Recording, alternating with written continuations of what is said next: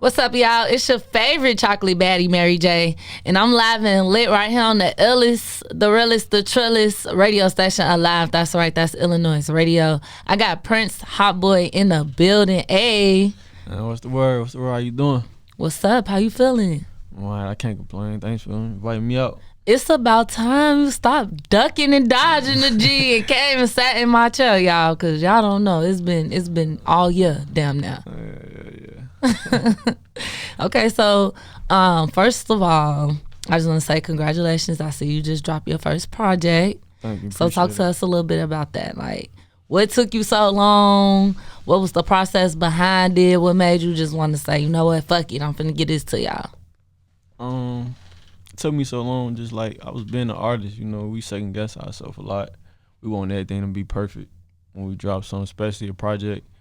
And I had dropped so much music. I had a gang of songs on the radio and so many different videos. I just felt like I just wanted the project out. You feel me? There was a lot of stuff going on in my life at one time. So, and I just was like, I'm just gonna try to put together a bunch of music that's making noise right now, that's of mine, put together a project and see if it makes sense and put it out. It was just me just getting over trying to make something perfect. You know, I just wanted to put something out. So it was mainly already, or songs that was already out that you already had videos too, that you just basically like put together in the playlist. And a couple of more songs that I recorded that was getting old to me. Mm-hmm. Yeah, I just put it together. What was the hardest part about picking the songs for this project? The hardest part, it was actually just that, right? Meaning I got different styles of music. I'm not one of those artists that just have one sound. You know what I'm saying? I'm very versatile in my opinion. So like trying to get a title and then trying to get some songs that align with the title or just align with the one sound was real hard. So I mean, some people might feel like it's unorthodox because there's so many different sounds, but I don't know. I just tried to put together a catalog to where I compare it to certain other projects that I like or certain people, and that's how I came up with it. Okay, and how did you come up with the name? Because the name actually is different tones of music, right? Yes, ma'am. Okay, what's the inspiration behind that? I just recently had a child. Congrats! We get some bombs, some claps. Yeah, appreciate that.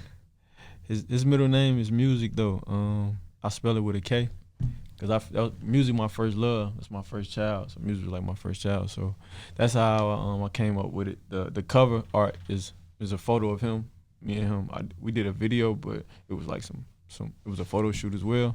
So that's how I got different tones of music, cause it's actually different types and styles and variety of music and basically an inspiration for my son as well.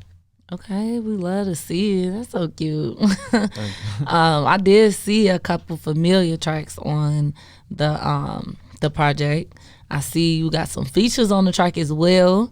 All right, we got some of our fellow chocolate baddies on the tape. I seen Carter G, Pretty Girl Side. Hope I'm not missing nobody. Those two, right? Shout out to them. They lit.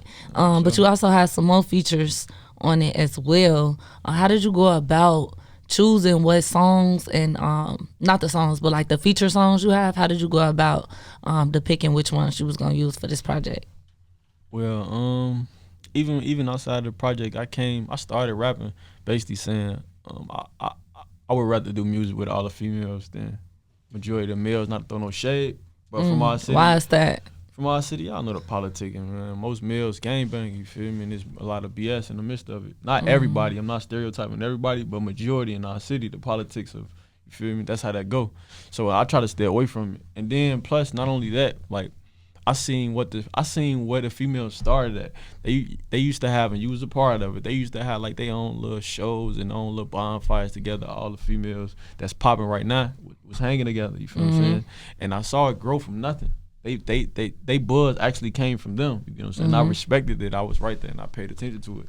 So I always said that I would rather work with the females. They dope. They got a dope sound. There's a lot of dope females coming from the city and they doing their thing. They've been doing it for a long time, and you know. And I just support them. Like any other females that I actually know that I met, you feel me? I support them 100%. Like I don't have a problem with never doing music with them. I got songs with other female artists as well. But to answer your question with the tape, Carla G, we had a song called Yeah Yeah. A lot of people like that song, so it was. I got a couple of songs with Carla G, but I'm like, okay, that's a no-brainer. I'm gonna put that on there. And then I had that was the Gutter Chick was one of the last songs I recorded before I dropped the tape. That was with Pretty Girl Sai, and she working too. So I just was like, that was one of the bonus tracks, really. Okay, yes, we love to see it, man. Hey, if y'all don't know Prince Hotboi, he's definitely a ladies' man, okay? We're going to get into some throwbacks. All right, cuz go ahead, say your say your drop for us. We're going to hear it. It's Prince. I'm here with Chocolate Baddie, Mary J, at the iLLANOiZE radio show. They showing me love, let me come through, supporting my project and everything I got going on. I support them. It's Prince up. For me. I need the iLLANOiZE exclusive for that one. Man, I want to get into this throwback. It's a throwback joint, and it's one of my favorite throwbacks because I've been around since the beginning. I will say, if you know, you know. Sure. But I remember when you recorded this song, and I was like, oh my God, you really rapped about all the Chicago artists. And so I believe you when you say you believe in the baddies. Like, I really do, because you always just watching you come out, support. And then this song that I'm talking about that we about to get into, for sure. Made a whole song about the Chicago baddies that's doing their thing. So I want to ask, what's your favorite thing about Chicago women? I grew up around Chicago women. Y'all different. y'all different how though? Like, we want to know. Y'all different, man. Y'all something else. But no, I'm a man's man, so I can handle. I don't really do no complaining. But I just respect it. Like, I respect just women, period. But I'm gonna go back to that. I respect the woman with a grind. I'm attracted to ambition. I'm a mental man. You feel what I'm saying?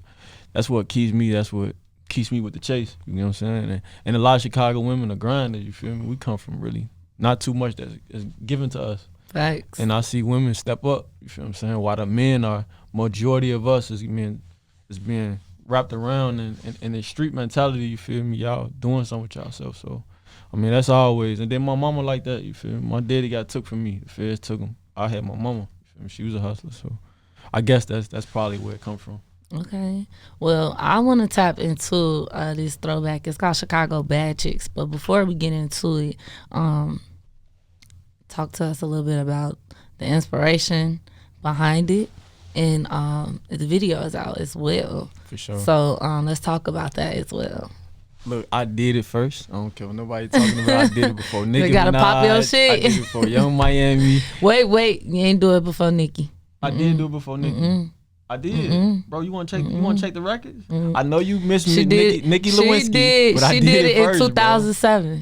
You talking about on the Biggie beat? Yes, that was when she rebought it back. Come on, you talk to a real Nicki fan. Cool, whatever. We did Dreams back in 07. But now look though, all shit, no shade thrown though. But now look, I was actually sitting in my car. You feel me? And I'm trying to get some, cause you gotta understand, I'm early in rapping, so I'm trying to get something that's gonna bring attention. And I already got this state of mind where I support the females, so it was just really natural. But I was just trying to get something to go viral without doing too much. So I wasn't trying to chase clout, but I was trying to get the attention of certain people, and it was the females that I wanted the attention from. So it was just, and I was just paying homage. It was the females that I knew of at that time, and I just made a song dedicating to them, just remembering certain things about them or how I felt or how I looked at them. The iLLANOiZE app is available now on Apple and Google Play Store. Download the app, get the latest news, stream our podcasts, watch interviews, and listen to iLLANOiZE Radio live. Download the app right now. You just heard Chicago Bad Chicks by Prince Hotboi, and he left off the most important Chicago baddie. I am a fan. I'm not gonna let you live, because what the hell, Prince? Man, look, I got something else for you. Where's my Chocolate Baddie song? Baddies. We is waiting. It's coming, man. It's coming. Damn, we've been waiting for 2-3 years. Man, cut the cap. Cap, look, we on camera. I'm saying, Cap, don't make me blast you. All right, live on the air. I got a song called Black Women for Chocolate, Feel me? I supported all the women. Yes, you did. You supported all, man, and we love to see it. Don't do But me I'm like saying that. though, I have personally been, you know what? We ain't gonna go there. Okay, let the people know where you from. I'm from Chicago. Where in Chicago? Um, He paused. it's a double-headed I hate this sword. But question. nah, it's a double-headed sword. I was born on the low end and the double ones. I was kind of raised in the pocket. You feel me? So both areas over east. Okay, Dearborn's to The pocket. the pocket. Yes. All right. How's your experience been just growing up in Chicago and breaking out as an artist? It's been a roller coaster. Like it's been a roller coaster. It's a journey. I'm still on the journey. I ain't been nowhere. You know what I'm saying? I've been grinding. I've been to different cities, different states, but it's just a journey. Especially here, like I said, it's different here. But I still stand for my city. I ain't tearing it down. You get what I'm saying? But you feel me? It's just been a journey. It's the ups and the downs, the happy and the smiles and the frowns. I've been through everything. I'm still fighting all emotions. You feel me? So. That's really from both neighborhoods too. It's the same shit. Same, just different areas. Yeah. Like same shit, different day, all the time. So speaking of, shout out to the pocket. We had Denny G on the show, and we had Query, and we just recently had Boss Juice, and so all three different complete artists, by the way, too. And so, being from the pocket, and it's so many artists coming out now, and with the gangs being just so like popular over there now, how important is it for you to stay true to yourself and still be Prince Hotboi? See, even allegedly, even when I was in the circles, I was never trying to get the attention of me being in the circles. I look at, not to throw shade at my fellow, homies, but I'm not one of those young guys that look at life as GTA. So I'm not trying to. He said niggas looking at life as GTA. I'm not trying to get that persona. You feel me? I've been to jail before. I've seen stuff for real. I don't want that. You get what I'm saying? That ain't me. So I'm gonna stay to myself because that's who I am as a man. Prince Hotboi is me. I'm a man. Like that's who I am. So I'm gonna stick to who. I'm not trying to fit in. Like I could have easily fit in and started dissing niggas and got the attention that I needed to push in the rap, but I didn't do it. You get what I'm saying? That ain't what I want. I know the karma behind that. I'm bigger than just a neighborhood. I've been around. I know the city. I know political things that's going on. I ain't stupid. You know what I'm saying? Not to say my dogs like that, but they might not know what I know or they might not care. I do. You feel what I'm saying? So I'm gonna stand my lane. They gonna stand theirs, and I respect it. Speaking of, I like that you brought up the whole dissing for the attention, because something I just seen on Instagram, I think it was on like Chicago Wave page or something, but it was another Chicago artist that I ain't even gonna say their name, but basically they was saying like it was certain people that was praising him for saying like, oh, he used dissing to get the attention he needed, but now he not doing it anymore. And then on the other side it was like, okay, but the fact that he even did that to get attention, like, you know what I'm saying, why do you think that's the thing with Chicago artists? Like, especially coming out of these neighborhoods, I'm starting to feel like everybody sound the same. We just dissing another person that's dead, and we all just saying some. It's just about the most disrespectful shit you could say now for attention. All right, it's so many different points of views of that, right? So many different reasons of why, but I say it like this. Okay, for one, you coming in the era where the Fed's just not coming back trying to grab people. But about 10 years ago, you feel me, they was grabbing people that really mattered, that really had organizations. So that breaks a structure of what's going on in the streets. The streets and rap is the same thing here, you know what I'm saying? So now you got a bunch of dudes that really want like that's lost, that don't have morals and codes and guidance. So it's young dudes going off of what they present the lie, but we believing it's the truth. So we want to be overly gangster. We want to be Arnold Schwarzenegger. You feel what I'm saying? So now that's where you get. Then it happens so much it becomes a norm. Now everybody feel like it's nothing wrong with this and there's nothing wrong with saying I smoke this and I smoke that. It's nothing wrong with that, right? And then on the other side of it, it's not too many. There's not too many outlets here for an artist to get some real like business structure help with music, because what true artists are learning, 99% of the music, 99% of hip hop is business. It's not music. It's not like anything else. Right. It's the business. So a lot of these dudes not even thinking that far. So they going on their Instagram and seeing the next person getting these views and these likes from dissing somebody. So they following. It's just following the, it's the blind leading the blind, and everybody bumping their head against the wall. You feel me? So it's just for attention. Everybody want that attention, and attention starting not to look fake. It's starting to look real to a lot of people. You know what I'm saying? Yeah. Facts, man. Especially the common folks that's just looking in. They think they believe in, man. They believe everything these rappers say. And I just be looking like, even some of these, more notable artists that's still dissing and dropping names and doing stuff like that. Like, people really listen to that shit and they believe what they saying. So to know like another thing is half of the stuff people rapping about, it ain't even true. Like, it ain't them. Like, they rapping about somebody else. What do you think needs to be done to minimize the dissing in the hip hop culture? To be honest, I heard somebody say they asked him about Trump, and when Trump was coming to office, and they like, it's a good thing Trump gonna come because, which I don't really kind of believe it, and I do, but they basically said it's a good thing Trump come to the office because before things get better, it got to get worse. So basically, he had to tear everything down for us to have a clean slate and for it to get better. Like, basically take the roots out and for it to be better roots, right? So going back into your story, the streets got to get cleaned up. It got to come to a point where drill music got to get banned. Like, sad to say, I'm not throwing shade on nobody, but like how YouTube throwing shade on Youngboy and trying to take him off their platform because they hating on him for their own reasons.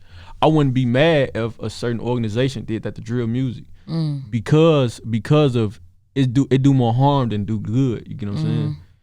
It gets to the point where even if it do get you out the hood, right? You get signed for it. Now you got to continue doing it. You got to do it 10 times more than you did it to get on. So it's not helping. You get what I'm saying? It's making it worse. So I mean, I feel like I said, it got to get toned down before it can go up. Facts. So radio stations, but it's funny that you said that because, man, Twitter is so funny.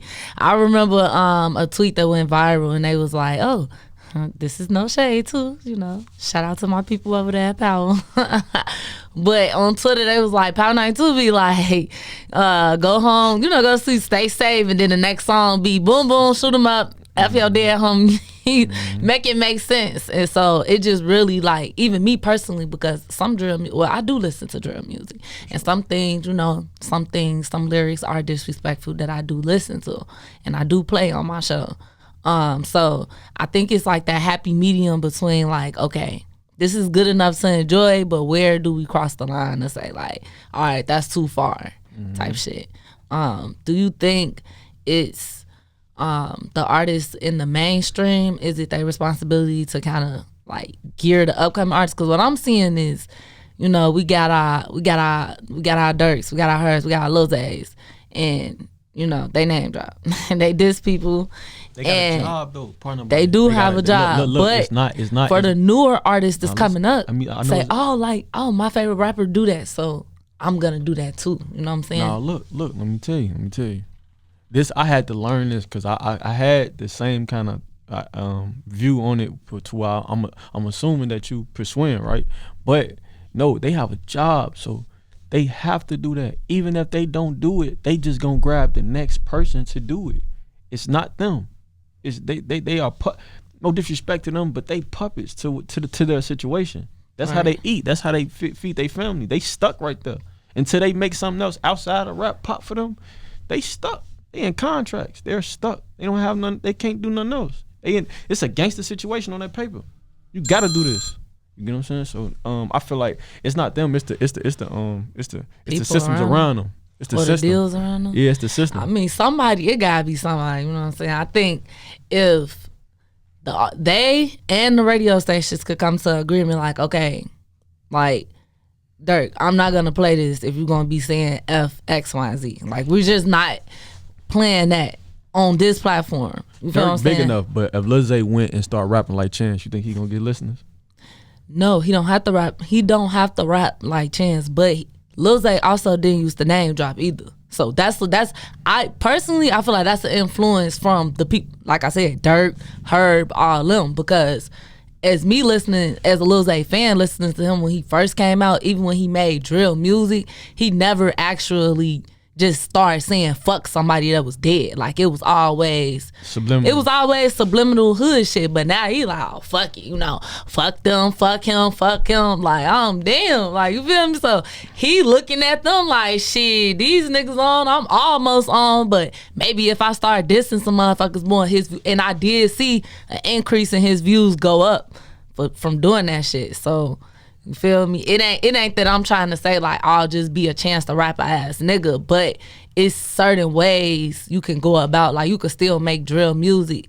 You know what I'm saying? You could still be disrespectful without just, dropping names type shit. No, for sure. I mean, I agree with you. I mean, it is they gotta take accountability too. We all do as a community. Facts, man. We're gonna go into this quick music break though. I got another banger by Prince Hotboi. This is off your latest project, Different Tones of Music, and it's my favorite on the tape. You probably know what it is. You want to guess it? Got a chick? Nah. That's my second favorite. Let me find out. Y'all know this is my shit, and a video out. So talk to us real quick. What was your inspiration behind this? Let me find out, because you just like went off. Yeah, for no reason, like you was mad. No, I wasn't mad. It was another one of them. I had grew from bad chicks, right? So it was just another one of them.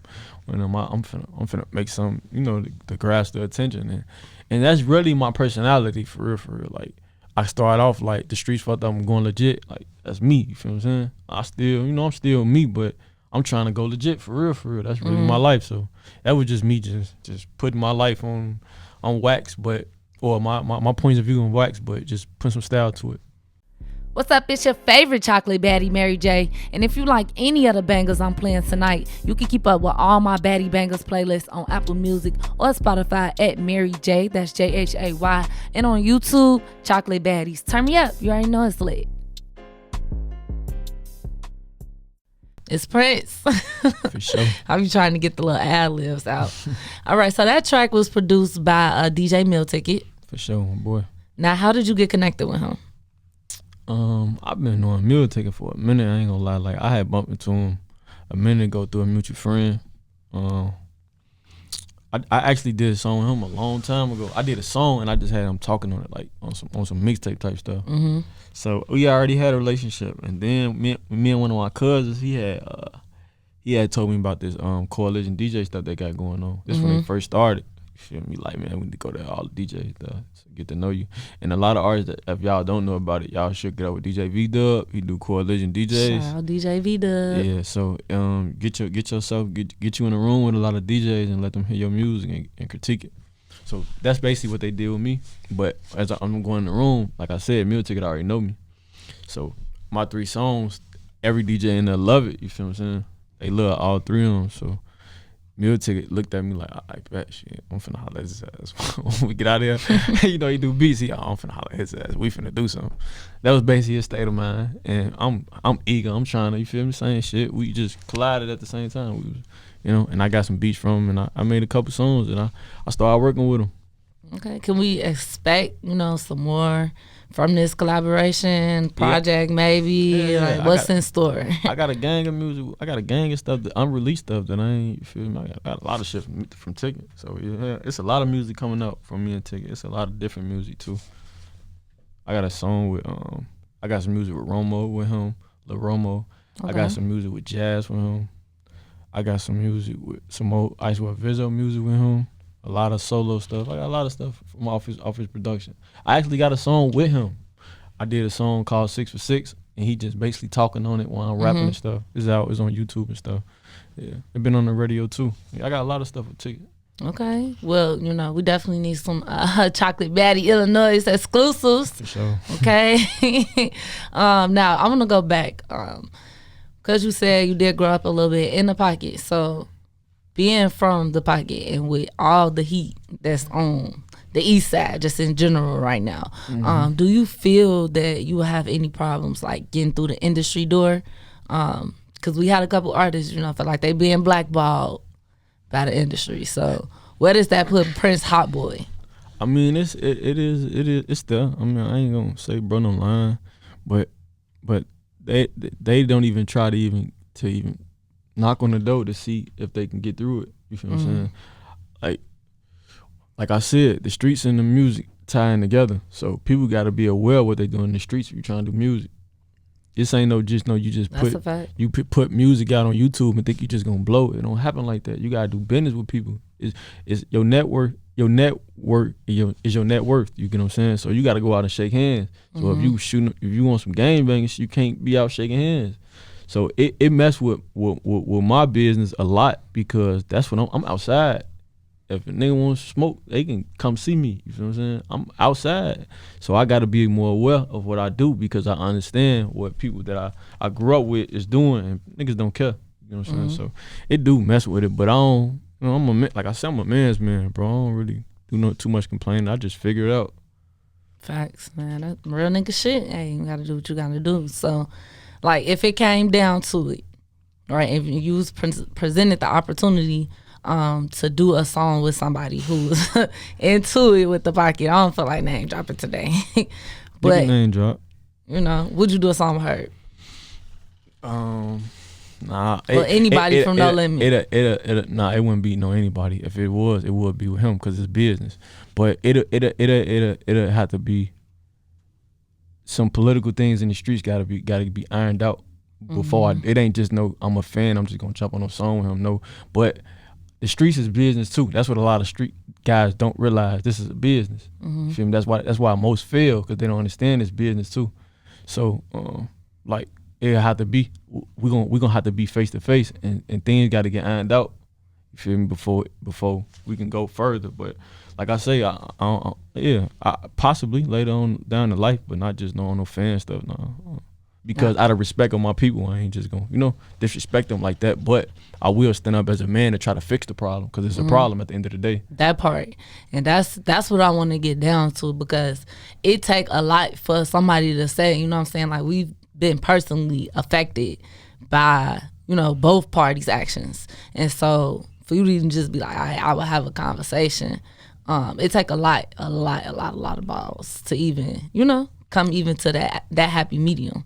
Kind of, sort of. Most people scared to even have the conversation. Like I said, you done a lot of boys that ain't men, bro. Most of these people don't even know each other. They into it, don't even know each other. I went to school with a lot of them. So it's like, you feel, I look at it different. Most niggas don't even know that they ops. They don't even know them. Like back, but in prior times, people got into it because they grew up together and they had problems and they knew each other. Most of these niggas don't even know each other.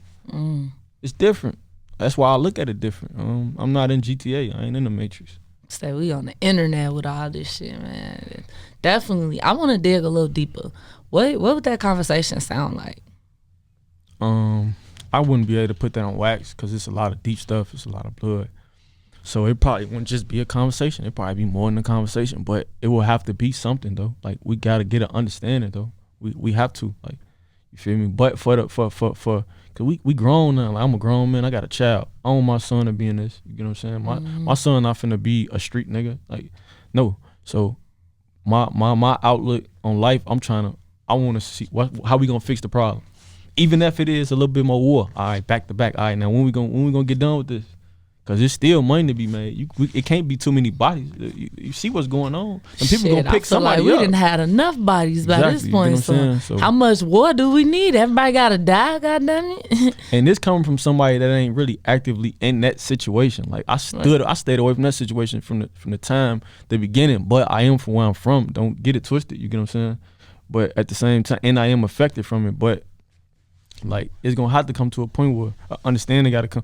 That's how real men, like that's how men do it though. Even real like niggas be claiming this GD, this, that. That's how they did it. That's how Larry and them did it. That's how they sat down, like men sat down. My bosses sat down when it was a problem. Yeah. To try to iron it out. But you right, that's the problem. Niggas don't wanna talk no more. Like and I think Denny even said this too when we interviewed him. Like, niggas ain't trying to talk. Everybody just want to get a gun and shoot at each other. That's a lie. When you see niggas is just on different levels. When you get them niggas from the people. I'm saying niggas. dudes from Chicago that's on, you think all of them was just no, they got, man, look, man. It been situations with niggas that's on that had situations, but they know how to talk because there's money involved, man. That's what I'm saying. Like, man, Ye sat on TV and he said, what? I had Dirk and Ruger in the room together. What was gonna happen? What? I'm confused. What you asking me here? But to us, that's like, a big deal. We trying, what's going on? What happened? My point exactly. So you absolutely right, niggas. People, I've been trying to cut niggas out my vocabulary too, because that ain't us. But you are absolutely right. Let's get into these next features. Like I said, you got a couple features on the tape.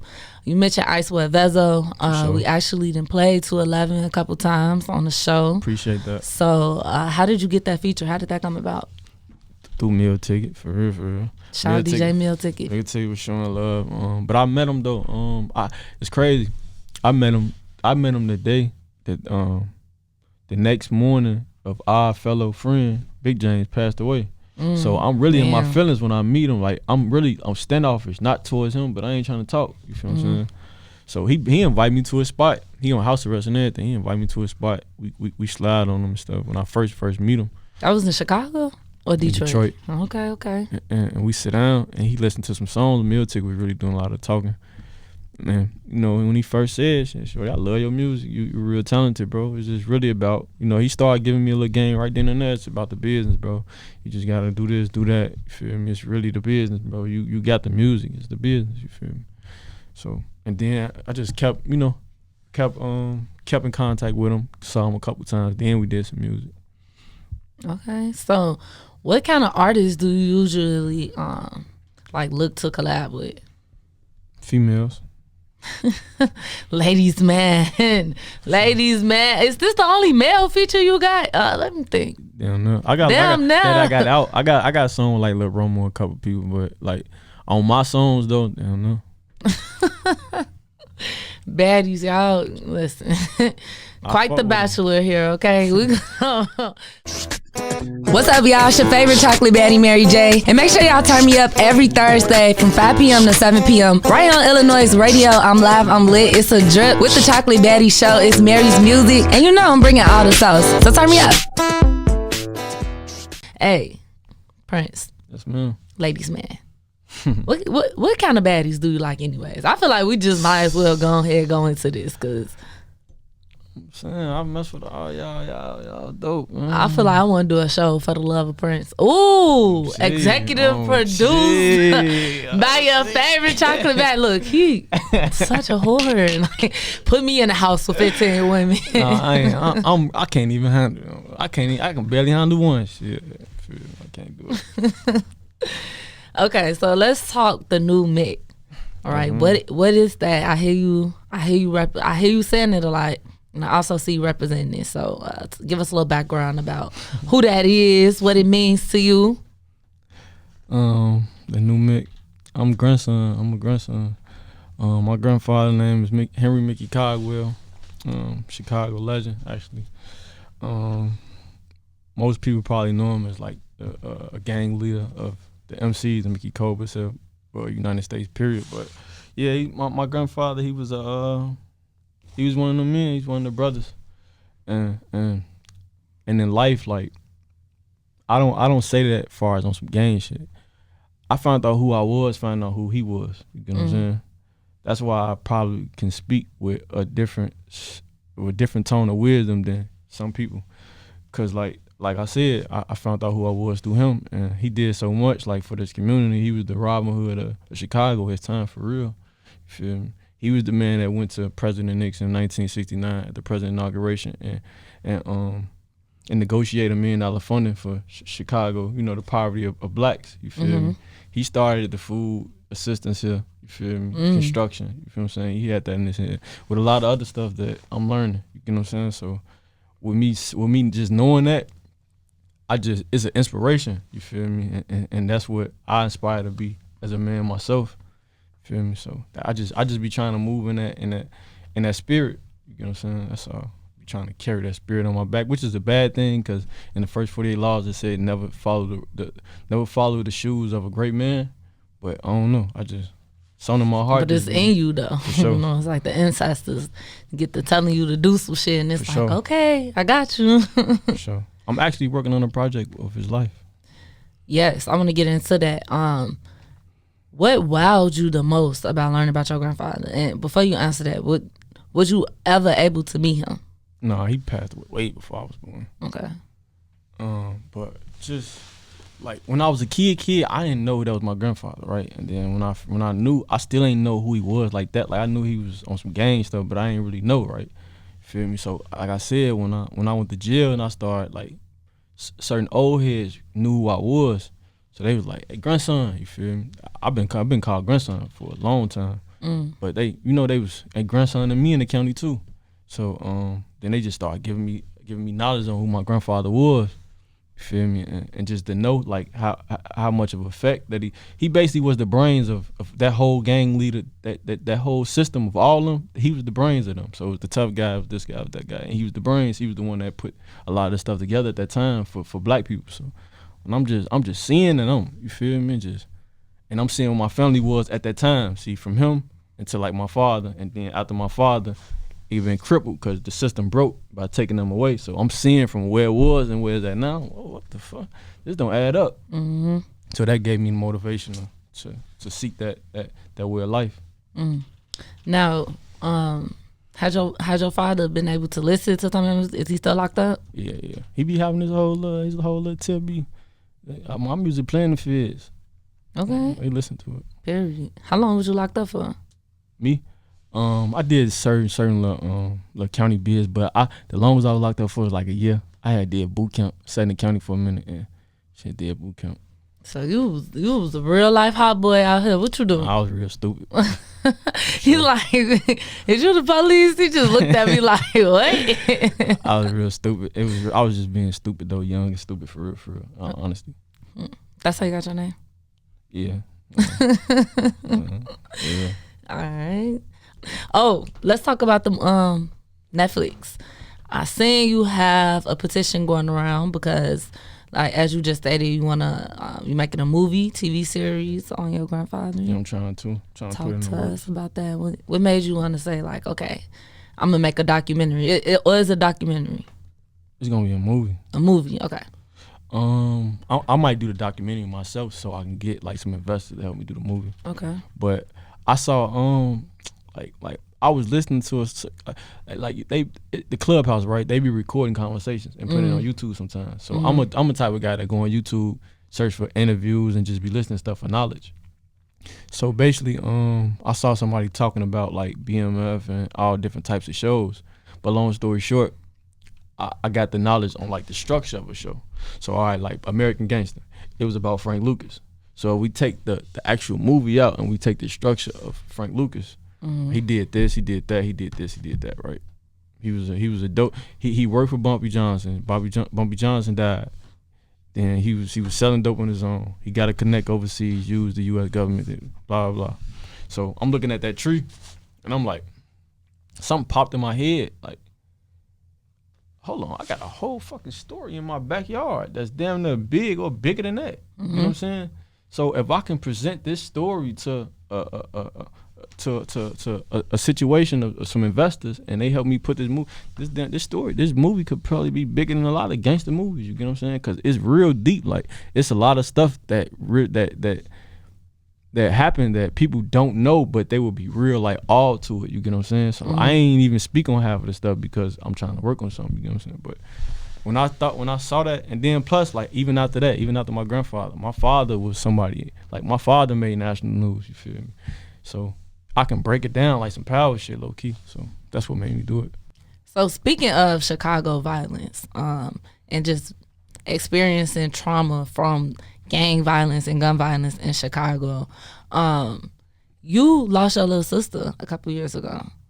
How has it been for you and your family just coping around that, with her being so young? Because if I remember, it was on the news, but the story was everywhere. For sure. And I think that for me, that was like one of the first times I was like, damn, like this shit happening, like two things. Damn, this shit happening like super early on, and also like, dang, ain't the baddies getting popped? Like, what's going on? That's when I knew, like, oh no, Chicago on a whole different type of time. And I feel like that was the start of, you know what I'm saying, women getting, you know, hit and caught up in the gang violence. I mean, it's devastating, you know. Everybody family feel lost, and it's real devastating. I just got broadcast. But yeah, it's like it's a roller coaster. It's ups and downs, a lot of downs for real because of the situation. But in due time, people say time don't heal until you say time do heal. It's a roller coaster. Some days later on in life, some days, you know, we've been through the stage of it. It's early and happened. So some days, you know, we fight through it, but a lot of days you can't. It's emotional. But me playing the family man, I try to be like, you know, the backbone. I try to be the one to just help out. Let's just get through when other people can't stand. I try to be their shoulder. You know. But you know, just like another family that take a loss, man. It's the same old shit. Everybody going through the same thing. What was your reaction when you first heard about it and you seen it on the news and it being broadcasted all over Chicago? Like, what was initially running through your mind? I was sick to my stomach.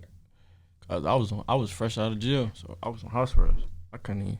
So I was sick to my stomach. Really, like I was trying. I'm down to say fuck the house arrest, but I'm so close. Like I don't want to, you know. Like it was just so many different emotions just going through my head, and just off the, just hearing that. I ain't even have to see it. Just hearing it, I was broke.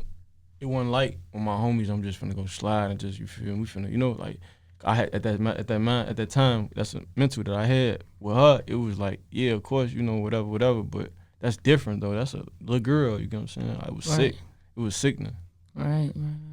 And for those who haven't heard the story or may not know, if you want to go into detail about the situation around what happened and what led up to the actual shooting.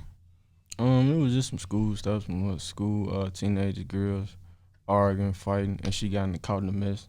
It didn't really have to do nothing to really her, but she was known to be a fighter though. My little sister was just like, she was a great kid, great student, but she was rough. She from the hood. She know how to fight. You know what I'm saying? So I guess I'm assuming whoever let out the shots, they let it off at the crowd, but they didn't care if she was right there because she was known to be, you know, a fighter anyway. So it didn't really matter. But it didn't have initially to do with her. She just got caught in the midst of, like, you know how it is with kids. Somebody finna fight out the school, the whole school following the fight. You know what I'm saying? And so just to clear the air about that, was it one of the students that actually shot, or it was some adults? From what I was reading in the article, it was something about like the person they was fighting, uncle, a family member, something like that, actually bought the gun to the fight. Yeah, a grown goofy brought a gun to a little girl fight, kid fight. But a little girl did it though. He gave it to the little girl. So he gave it to the little girl. Overgrown goof, gave a gun to a child to shoot some more kids. Wow, the life that, you know, it's crazy. We gotta, you feel me? We have to do better. Like I say this all the time, because when it come down to like losing the youth, like, and then our women at that, it's like, come on now, like. Sure. You know, high schoolers gonna fight all the time. You know, you win some, you lose some. Then it's girls at that. So. Damn, that's crazy. I'm sorry for your loss. All good. Appreciate it though. For sure. What are some ways that you do deal with trauma and cope with that? Majority of, on a large percentage, I don't deal with it by thinking I'm dealing with it by ignoring it. But one of the good ways is I've been doing it behind the mic. Me expressing myself is therapeutic. A lot of my music is therapeutic. Music is what I feel, honestly, truthfully. And lately it just been with my little man though. I've been active dad for real shit. I be with him all the time. So just seeing him smile, you feel me? It makes me feel better without even the intention. It's just being in his presence, just to see what I have to, my responsibilities of what I have until I die, and just to watch him grow. It's amazing though. I never really thought of it until I had my own child. Facts, man. I heard kids are a beautiful thing. For sure. You know, I'm just not there yet. Yeah, they bad as hell though. It ain't all glitz and glamour. Like, don't get me wrong, I got a Chucky, but at the end of the day though, that's my little man though. You know. That's what's up. Now, being an artist, and it seems like in this day and age, a lot of artists are losing their lives. Does that concern you coming up and getting in the industry any? I mean, to be aware to be alive, so I'm aware with it, but I come from somewhere before rap, losing lives rapidly, you get what I'm saying? So it just like I learned from another man's mistakes, but I also can see through a lot of situations, so it'd be like, I ain't saying I'm perfect, and I ain't saying nothing can't happen to me, but a lot of situations, I'm not even put myself in it, you know what I'm saying? So I just be, but I ain't judging though. I get it. I get what's going on out here. Rappers are targets, but I'm just trying to, stay out of certain situations. But whatever happens, gonna happen. I can't stop what God got for me.